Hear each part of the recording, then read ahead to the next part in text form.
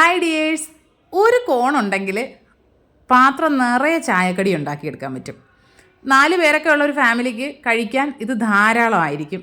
അത്രയ്ക്ക് എളുപ്പത്തിൽ തയ്യാറാക്കി എടുക്കാൻ പറ്റുന്ന നല്ലൊരു സ്നാക്ക് പരിചയപ്പെടുത്തി തരാം.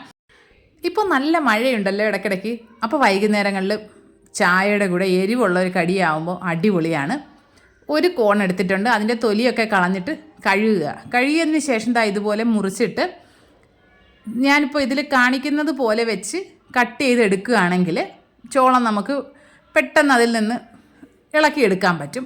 നമ്മളിപ്പോൾ വേവിച്ചിട്ടാണ് എടുക്കുന്നതെങ്കിലും ഇങ്ങനെ തന്നെ ചെയ്തെടുത്താൽ മതി. പുഴുങ്ങി സാധാരണ നമ്മൾ സാലഡിനൊക്കെ കട്ട് ചെയ്തെടുക്കുമല്ലോ, അപ്പോഴും ഇങ്ങനെ ചെയ്തെടുത്താൽ മതി. പിന്നെ ഒന്ന് ശ്രദ്ധിക്കേണ്ട കാര്യം, കൈ ഒന്ന് ശ്രദ്ധിച്ചോളുക, കാരണം ഇത് തെറ്റി മാറാനുള്ള സാധ്യത കൂടുതലാണ്. അപ്പോൾ കൈയുടെ അവസ്ഥയൊന്ന് നോക്കി ശ്രദ്ധിച്ച് കട്ട് ചെയ്തെടുക്കുകയാണെങ്കിൽ ഈസി ആയിട്ട് കട്ട് ചെയ്തെടുക്കാൻ പറ്റും. പിന്നെ ആരോ എൻ്റെ ഈ കട്ടിംഗ് ബോർഡിനെ കുറിച്ച് ചോദിച്ചിട്ടുണ്ടായിരുന്നു, ഏതോ ഒരു വീഡിയോയിലാണ് കേട്ടോ. ഇത് വീട്ടിൽ തന്നെ ഉണ്ടാക്കിയെടുത്തൊരു കട്ടിംഗ് ബോർഡാണ്. ഇതൊരു തേക്കിൻ്റെ തടിയാണ് കേട്ടോ. അതിനെ നല്ലതുപോലെ ഒന്ന് പോളിഷൊക്കെ ചെയ്ത് എടുത്തതാണ്. ഇനി നമുക്കിതിലേക്ക് ചേർക്കേണ്ടത് വലിയൊരു സവോള, മീഡിയം സൈസൊക്കെ ആണെങ്കിൽ 2 എണ്ണം എടുക്കാം. സവോള ചെറിയ കഷ്ണങ്ങളാക്കി അരിഞ്ഞെടുക്കുക. എത്രത്തോളം പൊടിയാക്കി അരിഞ്ഞെടുക്കാൻ പറ്റുമോ അത്രത്തോളം നല്ലത്. നിങ്ങൾക്ക് വേണമെങ്കിൽ ചോപ്പറിലിട്ട് അരിഞ്ഞെടുക്കാവുന്നതാണ് കേട്ടോ. ഞാനിനി ചോപ്പർ കൂടി കഴുകണമല്ലോ എന്ന് ആലോചിച്ചിട്ട് പിന്നെ അത് എടുത്തില്ലെന്നേ ഉള്ളൂ. ഇനി ഇതിലേക്ക് മുളക് ചേർത്ത് കൊടുക്കാം. ഞാനിപ്പോൾ 1 മുളകാണ് ചേർക്കുന്നത്. നിങ്ങൾക്ക് കുറച്ചുകൂടി എരിവൊക്കെ കഴിക്കാൻ ഇഷ്ടമാണ് എന്നുണ്ടെങ്കിൽ 2 3 പച്ചമുളക് ചേർക്കാവുന്നതാണ്. ഞാനിപ്പോൾ കുഞ്ഞുങ്ങൾക്ക് കൊടുക്കണമെന്നുള്ളത് കൊണ്ടാണ് മുളകിൻ്റെ എണ്ണം കുറച്ചത്. ചെറിയൊരു കഷ്ണം ഇഞ്ചി പൊടിയായിട്ട് അരിഞ്ഞ് ചേർക്കുന്നുണ്ട്. 1 തണ്ട് കറിവേപ്പില ചേർത്ത് കൊടുക്കുന്നുണ്ട്. മല്ലിയില ഉണ്ടെങ്കിൽ അതും കൂടി ചേർക്കാം. എൻ്റെ കയ്യിൽ മല്ലിയില ഇല്ലായിരുന്നു. 1/2 ടീസ്പൂൺ ഉപ്പ്, 1/4 ടീസ്പൂൺ മഞ്ഞൾപ്പൊടി, 1 ടീസ്പൂൺ കാശ്മീരി ചില്ലി പൗഡർ, 2 നുള്ള് കായപ്പൊടി, ഇത്രയും ചേർത്തിട്ട് കൈ കൊണ്ട് നന്നായിട്ട് തിരുമി യോജിപ്പിക്കുക. അപ്പോൾ ഈ സവോളയൊക്കെ നല്ലതുപോലെ പ്രസ് ചെയ്ത് ഞെരടി എടുക്കുമ്പോൾ അതിൽ നിന്ന് കുറച്ച് വെള്ളമൊക്കെ ഉണ്ടാവും. ഈ ഗ്ലൗസ് ഇട്ട് പരിഷ്കാരിയാണെന്നൊന്നും കരുതരുത്, എൻ്റെ കയ്യിൽ അലർജിയുണ്ട്. അപ്പോൾ അതുകൊണ്ട് എനിക്ക് പെട്ടെന്ന് എരിവൊക്കെ ഭയങ്കരമായിട്ട് അങ്ങ് ഏൽക്കും. പിന്നെ ഭയങ്കര നീറ്റലും പുകച്ചിലും ആയിരിക്കും. അതിന് കുറയ്ക്കാൻ വേണ്ടിയിട്ടാണ് ഞാൻ ഗ്ലൗസ് ഇട്ടിരിക്കുന്നത്. നല്ലതുപോലെ മിക്സ് ചെയ്തതിന് ശേഷം നമുക്കിതിലേക്കൊരു 1/4 കപ്പ് അരിപ്പൊടി ചേർത്ത് കൊടുക്കാം, 1/2 കപ്പ് കടലപ്പൊടി ചേർത്ത് കൊടുക്കാം. ഇത് രണ്ടും കൂടെ ചേർത്തിട്ട് മിക്സ് ചെയ്യുക. കുറച്ച് വെള്ളം അതിലുണ്ടല്ലോ, ആ ഒരു നനവിൽ നല്ലതുപോലെ ഒന്ന് മിക്സ് ചെയ്ത് നോക്കുക. എന്നിട്ട് നമുക്ക് വേണമെങ്കിൽ വെള്ളം ചേർത്ത് കുഴച്ചെടുക്കാം. നിങ്ങൾ ചോപ്പറിലൊക്കെയാണ് സവോള ചോപ്പ് ചെയ്തെടുക്കുന്നതെങ്കിൽ നല്ലതുപോലെ വെള്ളം ഉണ്ടാവും. അപ്പോൾ പിന്നെ വെള്ളം ചേർക്കേണ്ടി വരില്ല. ഞാനിപ്പോൾ ഒരു 1/4 കപ്പ് വെള്ളം എടുത്തിട്ടുണ്ട്. അതൊരു 2 3 തവണയായിട്ടൊന്ന് ചേർത്ത് കൊടുക്കുക. ചേർത്ത് മിക്സ് ചെയ്ത് വന്നപ്പോൾ എനിക്ക് ആ ഒരു ഒട്ടുന്നൊരു കൺസിസ്റ്റൻസി കിട്ടിയില്ല. പൊടി കുറവാണ് എന്ന് തോന്നിയത് കൊണ്ട് ഞാൻ 2 ടീസ്പൂൺ കടലപ്പൊടി കൂടെ ചേർത്ത് കൊടുത്തിട്ട് ഒന്നുകൂടി കുറച്ച് വെള്ളം കൂടി ചേർത്തിട്ട് കുഴച്ചെടുക്കുന്നുണ്ട്.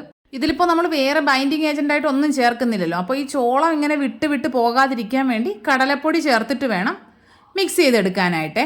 സത്യം പറയാമല്ലോ, എനിക്ക് ഈ ഗ്ലൗസിന് മുകളിൽ കൂടി ആ ഒരു കൈ ചെയിൻ ഇട്ടിങ്ങനെ കാണുമ്പോൾ എനിക്ക് തന്നെ എന്തോ പോലെ തോന്നുന്നുണ്ട്.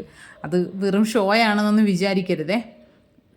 ആ ഗ്ലൗസ് തീരെ കയ്യിൽ കിടക്കുന്നില്ല. അത് പോകാതിരിക്കാൻ വേണ്ടി ചെയ്തിരിക്കുന്ന ഒരൊറ്റ വഴിയാണ്, അത്രയേ ഉള്ളൂ. ഇപ്പോൾ നമ്മുടെ മാവ് റെഡി ആയിട്ടുണ്ട്. ഇതുപോലെ കുഴച്ചിങ്ങനെ ഒന്ന് ഉരുട്ടി എടുക്കാൻ പറ്റണം, അത്രയേ ഉള്ളൂ. പിന്നെ നമ്മൾ ഉരുട്ടി ഷേപ്പാക്കിയൊന്നും ഇടുന്നില്ല, നുള്ളിയാണ് ഇട്ട് പൊരിച്ചെടുക്കുന്നത്. നിങ്ങൾക്ക് വേണമെങ്കിൽ സൺഫ്ലവർ ഓയിൽ ഫ്രൈ ചെയ്തെടുക്കാം. ഞാനിപ്പോൾ വെളിച്ചെണ്ണയിലാണ് ഫ്രൈ ചെയ്യുന്നത്. ഇത് ഞാൻ ഓൺലൈൻ വാങ്ങിയൊരു കാസ്റ്റ് അയണിൻ്റെ ഒരു പാത്രമാണ് കേട്ടോ. അടിപൊളി സാധനമാണ്, എനിക്ക് ഒരുപാട് അങ്ങ് ഇഷ്ടപ്പെട്ടു. ഈ പാത്രം ചൂടായി കഴിഞ്ഞാലുണ്ടല്ലോ പെട്ടെന്ന് കുക്കായി കിട്ടും. അടിപൊളിയാണ്. ഞാൻ ടാഗ് ചെയ്തേക്കാം, വേണമെന്നുള്ളൊരു ചെക്ക് ചെയ്ത് നോക്കിയാൽ മതി. എണ്ണ നന്നായിട്ട് ചൂടായതിന് ശേഷം ഇതുപോലെ കൈ കൊണ്ട് നുള്ളി ഇട്ട് കൊടുക്കുന്നുണ്ട്. ഞാൻ ഷേപ്പൊന്നും ചെയ്യുന്നില്ല. നിങ്ങൾക്ക് വേണമെങ്കിൽ കട്ട്ലറ്റിൻ്റെ ഷേപ്പിലോ ഒക്കെ ആക്കി ഇടാവുന്നതാണ്. ഇതാവുമ്പോൾ പെട്ടെന്ന് ഫ്രൈ ആയി കിട്ടുകയും ചെയ്യും. ഒരുപാട് എണ്ണ ഉണ്ട് എന്നുള്ളൊരു തോന്നൽ വരികയും ചെയ്യും. എണ്ണയിലേക്ക് ഇട്ട ഉടനെ തന്നെ നമുക്ക് ഇളക്കാനുള്ളൊരു ടെൻഡൻസിയൊക്കെ വരും. അങ്ങനെ ചെയ്യരുത്. കുറച്ച് സമയം കഴിയുമ്പോൾ ഒരു ഭാഗം ഏകദേശം ഒരു ചെറിയൊരു കളറൊക്കെ ചേഞ്ച് ചെയ്ത് വരുമ്പോൾ മറിച്ചിട്ട് കൊടുക്കാം. തിരിച്ചും മറിച്ചുമൊക്കെ ഇട്ട് നല്ലൊരു ഗോൾഡൻ കളർ ആകുന്നത് വരെ ഫ്രൈ ചെയ്തെടുക്കണം. പിന്നെ പ്രത്യേകം ശ്രദ്ധിക്കേണ്ട കാര്യം, ഒരുപാടിട്ടങ്ങ് കുത്തി ഇളക്കരുത്. കാരണം ഇതിൽ നിന്ന് ചോളം വിട്ട് വരാനുള്ള സാധ്യതയുണ്ട്. അതുകൊണ്ട് ഒരു സൈഡ് നല്ലതുപോലെ കുക്കായതിന് ശേഷമേ തിരിച്ചിടാൻ പാടുള്ളൂ കേട്ടോ. പിന്നെ ഇങ്ങനെയുള്ള പാത്രങ്ങളിലാവുമ്പോൾ നമുക്ക് ഏത് തരം സ്പൂണോ തവിയോ എന്തിട്ട് വേണമെങ്കിലും ഇളക്കി കഴിഞ്ഞാൽ ഒരു കുഴപ്പമില്ല. നോൺ സ്റ്റിക്ക് ആണെങ്കിൽ സ്പാച്ചുലയോ തടി കൊണ്ടുള്ള സ്പാച്ചുലയോ അങ്ങനെ എന്തേലും ഇട്ട് മാത്രമേ മിക്സ് ചെയ്യാൻ പറ്റുള്ളൂ. അതൊരു ഭയങ്കര ബുദ്ധിമുട്ടുള്ള പരിപാടിയാണ് കേട്ടോ. ഇതിൻ്റെ ഈ സന്തോഷത്തിൽ ഞാനിട്ട് അങ്ങോട്ട് ഇളക്കി ഇങ്ങോട്ട് ഇളക്കി 1-2 ചോളമൊക്കെ ഒന്ന് അതിലേക്ക് പൊട്ടി വീണിട്ടുണ്ട്. അത് ഇപ്പം ഞാൻ അതിനെക്കുറിച്ച് ചിന്തിക്കുന്നില്ല, പക്ഷേ അതിനെക്കുറിച്ച് ചിന്തിച്ചൊരു നിമിഷം ഉണ്ടായിരുന്നു കേട്ടോ. അത് ഞാൻ വഴിയേ പറഞ്ഞുതരാം. ഇതാ ഇപ്പോൾ ഏകദേശം ഒന്ന് ഫ്രൈ ആയിട്ടുണ്ട്. ഇനി അതിനെ നമുക്ക് കോരിയെടുക്കാം. കോരിയെടുത്തൊരു ടിഷ്യൂ പേപ്പറിലോ അല്ലാതെ കണ്ണാപ്പയിലോ എന്തെങ്കിലും വെച്ചിരിക്കുമ്പോൾ അതിൽ ബാക്കിയുള്ള എണ്ണ കൂടി അങ്ങ് പോയി കിട്ടും. ഒരുപാട് അങ്ങനെ എണ്ണ കുടിക്കുന്ന സ്നാക്കോ ഒന്നും അല്ല കേട്ടോ. പിന്നെ എണ്ണയിൽ ഫ്രൈ ചെയ്തെടുക്കുന്ന സാധനത്തിൽ അത്യാവശ്യം ഓയിൽ ഉണ്ടാവുമല്ലോ. പിന്നെ ഇതിലിപ്പോൾ ശ്രദ്ധിക്കുക, ഞാനിപ്പോൾ ഈ കോരിയെടുത്തതിന് ശേഷം എണ്ണയിൽ ഒരു ചോളം കിടപ്പുണ്ട്. അത് കുറച്ചൊരു ബ്രൗൺ കളർ ആയതുകൊണ്ട് ഞാനതിനെ അങ്ങനെ ശ്രദ്ധിച്ചില്ല കേട്ടോ. അത് അവിടെ തന്നെ കിടപ്പുണ്ട്. അടുത്ത സെറ്റ് ഞാൻ ഫ്രൈ ചെയ്യാനായിട്ട് അതിലേക്ക് ഇട്ടു. ഒരു 3-4 എണ്ണ ഇട്ട് കഴിഞ്ഞപ്പോൾ ഉണ്ടല്ലോ, ആ കിടന്ന ചോളം ഫ്രൈ ആയി പൊട്ടി അങ്ങ് തെറിച്ചു. തെറിച്ചെന്നൊക്കെ പറഞ്ഞു കഴിഞ്ഞാലുണ്ടല്ലോ, കുറച്ച് സമയത്തിന് എനിക്കൊന്നും ഓർമ്മയുണ്ടായിരുന്നില്ല. അജാതി അവസ്ഥയായിരുന്നു. എണ്ണ ഡയറക്റ്റ് വന്ന് തെറിച്ചത് എൻ്റെ നെറ്റിയിലേക്കായിരുന്നു.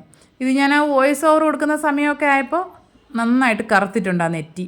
2-3 സ്ഥലത്തായിട്ട് നെറ്റിയിൽ തെറിച്ചു, കയ്യിൽ തെറിച്ചു. പിന്നെ കുറേ തവണ മുഖമൊക്കെ കഴുകിയതിന് ശേഷം വീണ്ടും ആ പരിപാടി തുടർന്നു. ബാക്കി മുഴുവനായിട്ടും അതുപോലെ ഫ്രൈ ചെയ്തെടുത്തു. പക്ഷേ ആ പൊള്ളിയ വേദനയൊക്കെ ഈ സ്നാക്ക് കഴിച്ചപ്പോൾ അങ്ങ് മാറി കേട്ടോ. അടിപൊളി ടേസ്റ്റായിരുന്നു. നമ്മൾ സ്ഥിരമായിട്ട് ഈ ചോളം വാങ്ങി ഇങ്ങനെ പുഴുങ്ങിയൊക്കെ കഴിക്കുമ്പോൾ അത്രയ്ക്ക് അങ്ങോട്ട് ഒരു ടേസ്റ്റ് ഉണ്ടാവില്ല, ഒരു മടുപ്പൊക്കെ തോന്നും. പക്ഷേ ഇതങ്ങനെയല്ല, അടിപൊളി ടേസ്റ്റാണ്. വല്ലപ്പോഴുമൊക്കെ ഒന്ന് ട്രൈ ചെയ്ത് നോക്കാവുന്നതാണ്. എനിക്കങ്ങ് ഒരുപാട് ഇഷ്ടപ്പെട്ടു കേട്ടോ. വേണമെങ്കിൽ വല്ല സോസോ ഒക്കെ കൂട്ടി കഴിക്കാം. ഞാനിവിടെ ഈ സോസൊന്നും അങ്ങനെ വലുതായിട്ട് അങ്ങനെ പ്രൊമോട്ട് ചെയ്യാറില്ല, അതുകൊണ്ട് സോസില്ല. നമ്മളല്ലാതെ വെറുതെ അങ്ങ് കഴിക്കുകയാണ്. കൂട്ടത്തിലൊരു കട്ടൻ ചായയും കൂടെ ഉണ്ടെങ്കിൽ അടിപൊളിയാണ്. അപ്പോൾ നിങ്ങളിതുവരെ ട്രൈ ചെയ്ത് നോക്കിയിട്ടില്ലെങ്കിൽ എന്തായാലും ഒന്ന് ട്രൈ ചെയ്ത് നോക്കുക. ഫീഡ്ബാക്ക്സ് കമൻറ്റ് ബോക്സിൽ അറിയിക്കുക. വീഡിയോ ഇഷ്ടപ്പെട്ട് കഴിഞ്ഞാൽ ലൈക്ക് ചെയ്യുക, കമൻറ്റ് ചെയ്യുക, ഷെയർ ചെയ്യുക, ചാനൽ സബ്സ്ക്രൈബ് ചെയ്യുക. അപ്പോൾ എന്നാൽ ബൈ.